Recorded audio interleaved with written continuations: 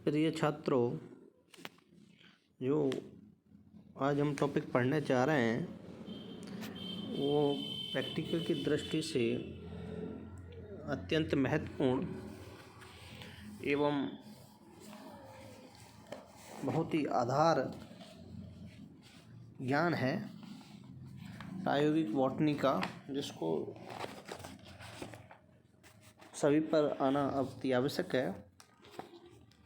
इस प्रकार बच्चों, आज हम प्रयोगशाला का जो मेन उपकरण माइक्रोस्कोप और जो प्लांट्स के सेक्शंस काटते हैं अपन, उसको कौन कौन से किस किस पार्ट्स के कौन कौन से सेक्शंस काटने चाहिए, उस पर आधारित अपना ये टॉपिक है।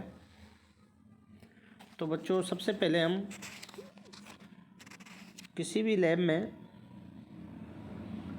जिन वस्तुओं को अपन नग्न आँखों से नेकेड आइज से नहीं देख सकते, उनको देखने के लिए माइक्रोस्कोप जो अपन देख रहे हैं, संयुक्त माइक्रोस्कोप, जो सामान्यतः लैब में काम में लिया जाता है, के बारे में आना बहुत ही ज़रूरी है। ये जो माइक्रोस्कोप देख रहे हैं, ये कंपाउंड माइक्रोस्कोप है, संयुक्त सूक्ष्मदर्शी जिसको कहते हैं। इसके मुख्य जो भागों की हम बात करें तो मुख्यतः दो भाग होते हैं इसके, भौतिक भाग और प्रकाशीय भाग, physical body and optical body. Physical body में अपन देख रहे हैं, जैसे इसका फुट हो गया नीचे, ये इसकी फिजिकल बॉडी के पार्ट हैं। फुट है, पिलर है, स्टेज है, आर्म है, बॉडी ट्यूब है, एडजस्टमेंट पेच हैं, and course and fine adjustment knob हैं, एंड नोज पीस हैं और आई पीस हैं। नोज पीस, नलिका पीस, ये इसके भौतिक पार्ट हो गए। ऑप्टिकल बॉडी के रूप में है जो ये आई पीस एंड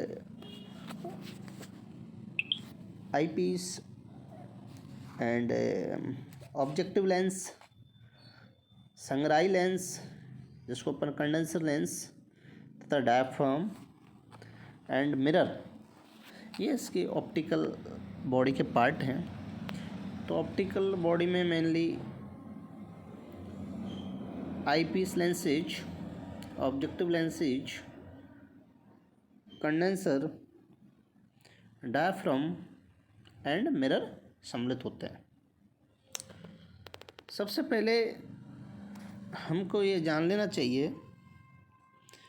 कि जो ये कंपाउंड माइक्रोस्कोप हो, इसकी जो आवर्धन क्षमता, magnification power and resolution power, विभेदन क्षमता, जो सामान्य माइक्रोस्कोप की तुलना में काफ़ी अधिक होती है।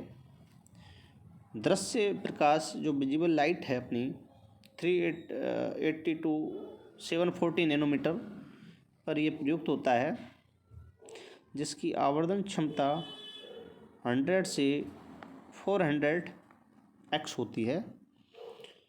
इसकी आवर्धन क्षमता को तेल निमज्जन की लेंस की मदद से लगभग 1000 गुना तक और बढ़ाया जा सकता है।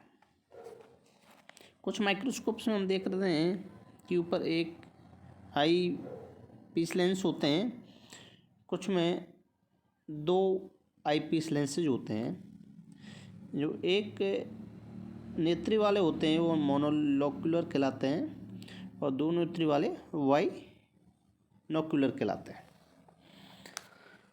जो इसकी मेन बात है कि इसको सबसे पहले उपयोग में लाने के लिए इसके लेंसेज को मुलायम कपड़े की हेल्प से साफ़ करना चाहिए, जिसमें मलमल के कपड़े या टिश्यू पेपर्स की हेल्प से इनको अपन को साफ़ करना चाहिए, जिससे कि इनका क्या है, जो विजिबल लाइट है वो इजीली आ सके।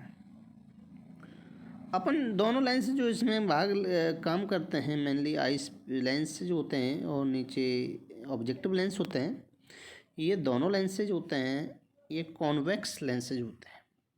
दोनों के दोनों कैसे लेंस होते हैं माइक्रोस्कोप में जो यूज में आते हैं वो उत्तल लेंस होते हैं।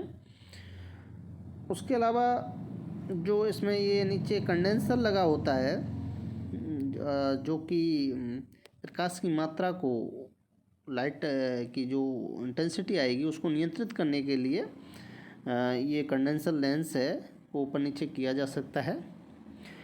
ये डायफ्राम, उसके पास ही ये डायफ्राम है, आयरिश डायफ्राम। इसकी हेल्प से प्रकाश जो आने का छिद्र है वो छोटा बड़ा करके इसकी मात्रा को, प्रकाश की मात्रा को इससे भी हम नियंत्रित कर सकते हैं। दूसरा है जो मेन इसमें नीचे लगा है रिफ्लेक्टिंग मिरर, जो कि एक साइड से समतल दर्पण होता है और दूसरी तरफ से अवतल दर्पण होता है। इसमें ऊपर जो आइस लेंसेज होते हैं वो मेनली जो सामान्यतः लगा होता है वो 10x का लगा होता है, और नीचे जो ऑब्जेक्टिव्स लेंस होते हैं वो 10x एंड 40x पर लगा होते हैं। जब आई पीस लेंस 10x पर होता है और ऑब्जेक्टिव लेंस भी 10x पर होता है तो ये 100 टाइम मोर किसी वस्तु को मतलब वो 1000 गुना बढ़ा के 10 × 10 100 टाइम्स मोर बेटर दिखाता है। अगर ऊपर वाला लेंस जो आई लेंस है वो 10x का है और नीचे 40x का है तो ये 400 गुना किसी जो अपना ऑब्जेक्ट है उसको 400 गुना तक बढ़ा करके दिखाता है। जो जनरली जो आई पीस लेंस होता है वो 10x का लगा होता है और नीचे ऑब्जेक्टिव लेंस जो होते हैं वो 10x एंड 40x के होते हैं। जब ऊपर वाला आई 10 पे होता है तो नोज वाला भी 10 पे होता है तो 100 टाइम्स मोर बेटर दिखाते हैं, और अगर ऊपर वाला 10 का है और ऑब्जेक्टिव लेंस 40 का है तो 400 गुना 400 टाइम बेटर दिखाते हैं। ये माइक्रोस्कोप है। जो इसमें मेनली अपन को ध्यान रखना है वो यही है कि इसमें जो दोनों लेंस काम में आते हैं वो कॉन्वेक्स लेंस होते हैं, और ये बड़ा ही प्रायोगिक दृष्टि से सभी क्लासेज के लिए बीएससी फर्स्ट ईयर से लेकर एमएससी फाइनल तक इस हमारे लैब में ये काम आने वाला उपकरण है। अतः इसके बारे में हम सभी को ऑपरेट करना आना अति आवश्यक है। इसके बिना बॉटनी, प्रायोगिक बॉटनी को अपन से ढंग से या प्रायोगिक बॉटनी की बॉटनी प्रैक्टिकल्स को नहीं कर सकते हैं। उसके अलावा हम बीएससी फर्स्ट ईयर से एमएससी फाइनल तक अपने बच्चों के लिए सेक्शंस कटिंग कराते हैं, जिससे कि वो उनके इंटरनल पार्ट्स को या एनाटॉमी को अध्ययन कर सकें। ये भी बड़ा इम्पोर्टेंट टॉपिक है एंड इंटरेस्टिंग टॉपिक है कि किस किस टॉपिक की टीएस का किस जो अपना सेक्शन है उसका टीएस लिया जाता है और किस प्लांट्स के पार्ट का एलएस काटा जाता है और बीटीएस क्या होती है। ये आना सभी बच्चों पर बहुत ज़रूरी है। सबसे पहले अपन बात करते हैं अनुप्रस्थ काट, टीएस सेक्शन, जिसको टीएस बोलते हैं शॉर्ट में। मोस्टली अपन टीएस सेक्शन ही बोलेंगे। हिंदी में अनुप्रस्थ काट, इंग्लिश में बोलें तो ट्रांसवर्स सेक्शन। जो ट्रांसवर्स सेक्शन होता है वो हम ऐसे समझ सकते हैं कि इसको जो अनुदैर्ध्य अक्ष होती है या लॉन्गिट्यूडल एक्सिस होती है उसके समकोण पर काटते हैं, या ऐसे भी बोल सकते हैं इसको आड़ा काटा जाता है। किसी पादप अंग को कैसे आड़ा काटा जाता है वो क्या होता है, ट्रांसवर्स सेक्शन होता है। ये मुख्यतः रूट के, स्टेम के सेक्शंस हैं जो कि टीएस ही काटे जाते हैं। नेक्स्ट अपन है जो देख रहे हैं नीचे वीटीएस, वर्टिकल ट्रांसवर्स सेक्शंस। जितने भी थैलस होते हैं जो कि डॉर्सिवेंट्रल होते हैं या जो पादप के चपटे अधिक लंबे या पृष्ठधारी जो भाग होते हैं उनको हमेशा काटने के लिए जो काटते हैं उनको अपन बीटीएस सेक्शंस बोलते हैं। जैसे पादप की पत्ती है या थैलस है, उनके क्या करते हैं, वीटीएस सेक्शंस करते हैं, वर्टिकल ट्रांसवर्स सेक्शन। ऊर्ध्वाधर अनुप्रस्थ काट, ये कटते तो टीएस की तरह ही हैं, आड़े ही कटते हैं, लेकिन इस काट को जो डॉर्सिवेंट्रल के संदर्भ में अपन वीटीएस बोलते हैं। नेक्स्ट है अनुदैर्ध्य काट, लॉन्गिट्यूडिनल सेक्शन।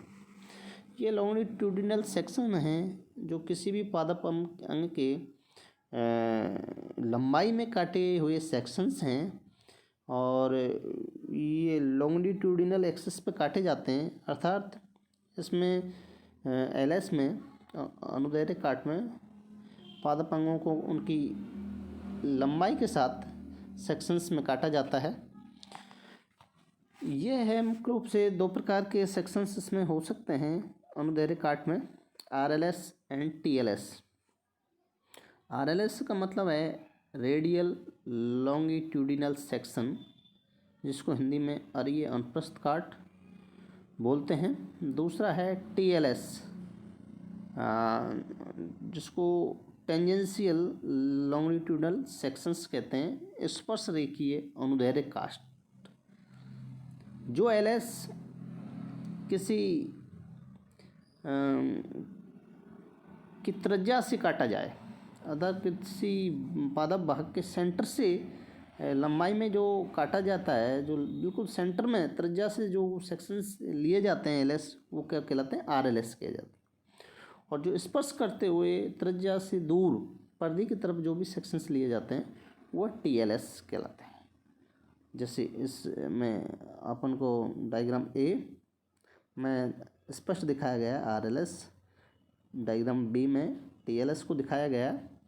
उसी में इनको और अच्छी तरह से आप समझ सकते हैं कि जो त्रिज्या से होकर गुजर रहा है वो आरएलएस है, और साइड्स में जो परिधि की तरफ हैं वो टीएलएस सेक्शंस हैं। तो इसमें सी नंबर की डायग्राम में दोनों को एक ही साथ दिखाया गया है। इस प्रकार सेक्शंस कटिंग्स जो अपनी किसी प्लांट्स के पार्ट्स के एनाटॉमी या आंतरिक संरचना के अध्ययन के लिए बहुत ही ज़रूरी होते हैं। इनके बिना, सेक्शंस कटिंग के बिना हम किसी प्लांट्स की एनाटॉमी का अध्ययन नहीं कर सकते हैं। इस प्रकार हमें सेक्शंस कटिंग्स के बारे में भी आना बहुत ही ज़रूरी है। Thank you.